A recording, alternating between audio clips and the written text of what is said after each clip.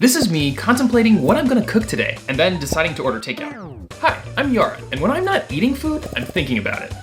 But sometimes I'm craving something that I just can't make at home. So normally I'd pull out my phone and order something on a delivery app. But I've heard that a lot of these apps are actually hurting restaurants, which are really struggling right now during the coronavirus pandemic. The apps are charging them really high commission fees, sometimes as much as 35% for each order. And it seems like I'm paying a lot of extra fees too.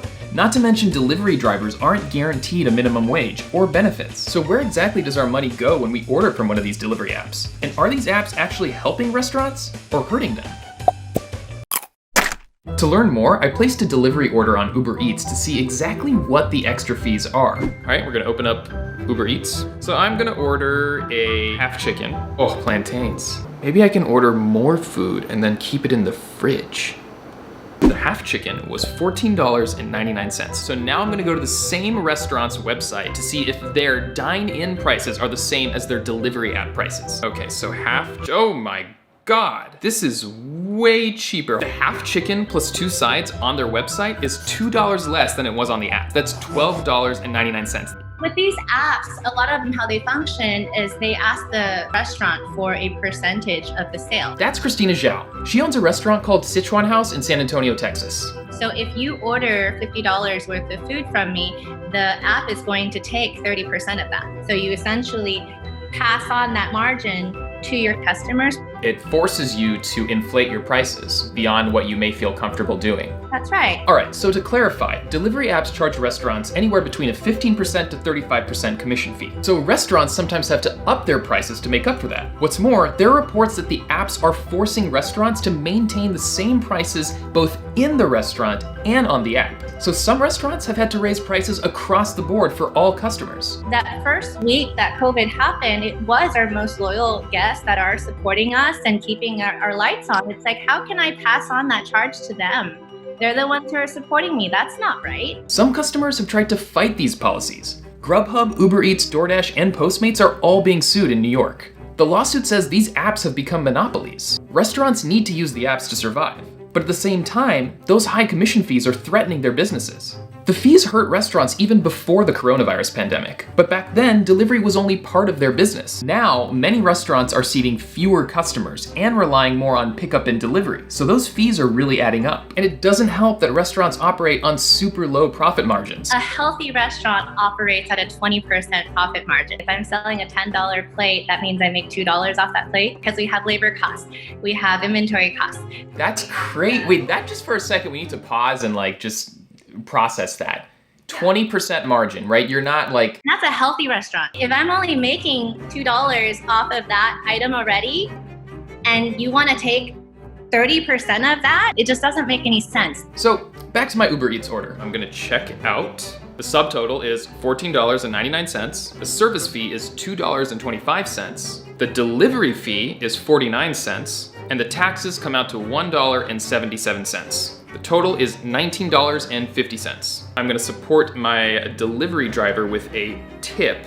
I'm gonna do 25%, $4.87. So $24.37 is the final cost of this delivery transaction. Wow, that's crazy. If I ordered directly from the restaurant, I wouldn't have to pay all those fees, and I get like a $2 discount because the restaurant price is $2 less than the app. But where does all that money go?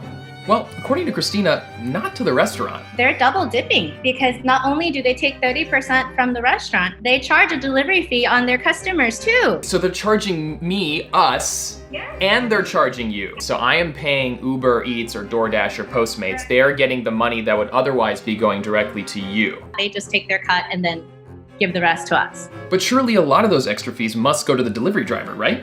Well, not quite. The only money that goes directly to the driver is the tip. The rest of the driver's pay is calculated using an algorithm based on time and distance. Back when the delivery platforms were first starting out, the rates were a lot higher and drivers could make up to $2,000 a week. Now, not so much. One Postmates driver said he only gets $4 to $5 per job, and that drivers only do 2 to 3 orders per hour. So in that scenario, even if a driver worked 7 days a week, 8 hours a day, which is nuts, they'd be making $840 max. By the way, we reached out for a comment to Postmates, but they never responded to our email.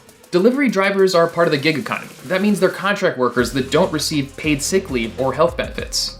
Now, during this pandemic, a lot of these delivery apps are trying to put out this message that they're doing good. But I don't know, I just don't buy it.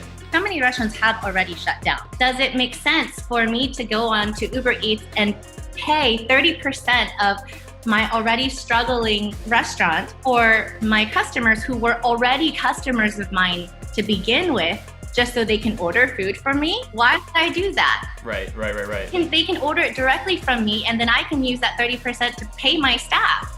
The COVID-19 pandemic is hitting the restaurant industry really hard. With rent, staff, and overhead costs to pay, a lot of restaurants won't make it. Some cities, like San Francisco, Seattle, and DC, have passed laws temporarily capping commission fees at 15%. But that doesn't apply to Christina in San Antonio and many, many others. That said, Christina is innovating. She's using an app called Returns. It's used to hire folks to return packages to the post office, but Christina's using it to register her own employees as delivery drivers. That gives us control over who's handling your food. It gives me control over the margins. The difference is the people who are packaging it for you, they are my staff. I'm happy to pay the 30%. I just can't pay another 30%. Christina's not the only one getting creative.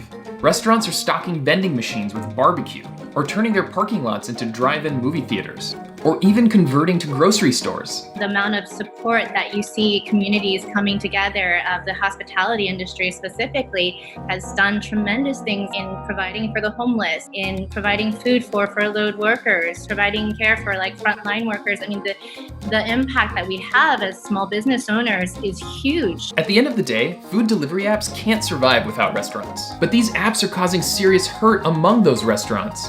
Since we used Uber Eats in this video, we reached out to Uber for a comment. They said they're trying to help independent restaurants by not charging them commission fees for pickup orders, or driving demand by reducing certain delivery fees. But for restaurants that use Uber Eats to deliver their food, those high commission fees are still in place, meaning Uber still takes a sizable cut. So what can you do to help your favorite restaurant stay in business during this crisis? Contact the restaurant directly and see what their preferred option is. If you want to support your local restaurateurs, you got to figure out what's going to be best for them, and everybody's different. Hi, I wanted to know if I could place an order for pickup. Oh, sorry. Hello? I pressed mute so I could talk to you guys. Let me do this again. Okay, so half chicken plus 2 sides is $12.99? It is $12.99 plus tax, yes. Perfect. Okay, great.